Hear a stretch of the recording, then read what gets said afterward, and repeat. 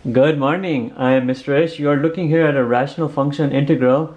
Thank you for joining me for this video. We have 2x minus 4 divided by x cubed minus 8. Seemingly at first glance one may be tempted to use partial fraction decomposition technique, but that technique will fail in this particular example, which is why I'm presenting it.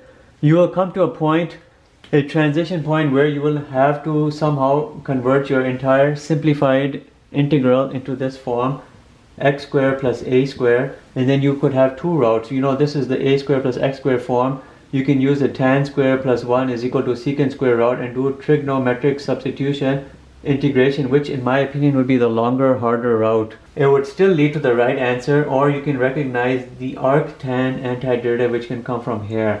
And you would be looking at some template which you know now, x squared plus a squared, which I've presented in previous videos, would give you something like this: 1 over a arctan x over a plus c. This right here is the preferred route because it's quicker and it's swift, it's easy. If you're looking at something which looks like this, dx over, let's say, 5 plus x squared, it very well mimics that. You can utilize this template just like this, and you would be not wrong to do so, and your answer here would be just right. You know exactly what you see here. You're looking at a squared, but 5 is an a squared, therefore a must be a root of that. So at a specific point in this question we'll arrive at here, you can do the trigonometric substitution route, or you can do this arctan antiderivative route, and this right here is a preferred route because it's easy, and that's the route we will take. How do you proceed with this? Simplify your rational function. You have 2 into x minus 2. You simplify the numerator and you isolate and factor the denominator. You have x minus 2, you have x squared plus 2x plus 4 dx. You can cancel out those x minus 2's.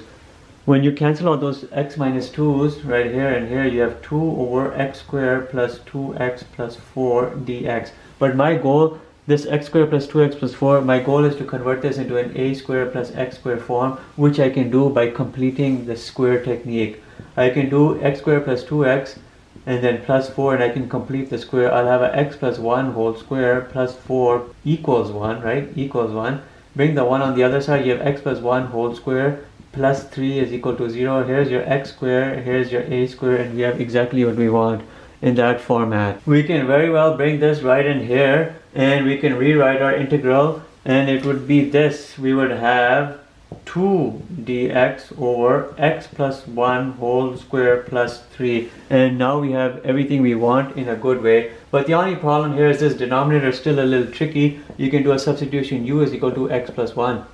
Now you're looking at really 2 dx with the integral u squared plus 3, and this right here is the ideal template to bring the arctan antiderivative. When you do the arctan antiderivative, you know you're going to do the application of that template I was telling you. You'll have 1 over a arctan x over a. That's what you'll have, except here will be u instead of x. What's your 1 over a over here? 1 over a would be the root of that. If this is a squared, the root of that is root 3. Then you'll have arctan u over a, which is root 3 plus c. Now you have to just resubstitute the u and you're done, and that's all that was required. You write your answer here in a good way: 2 over root 3 arctan x plus 1 over root 3. This is my u over a plus c, and here's your final answer, and it should be right. Remember, you could have done everything from this point right here utilizing the trigonometric route. The trigonometric route would take you through a series of substitutions, and you could imagine what they are related to the tan and the secant.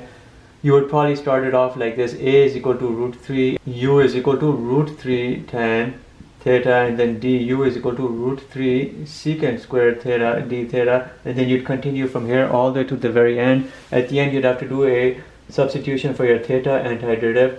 Theta here would be equal to arctan u over root 3. At the very end, you would resubstitute the u x plus 1. But that trigonometric route is longer, harder. This antiderivative with regards to the arctan is so much easier, and that's the route I would require or recommend for you to use. Remember, you start here with a rational function. The partial fraction technique doesn't work, so you go this route and it's just as good. And we end the video with that. Thank you for watching. Have a nice day.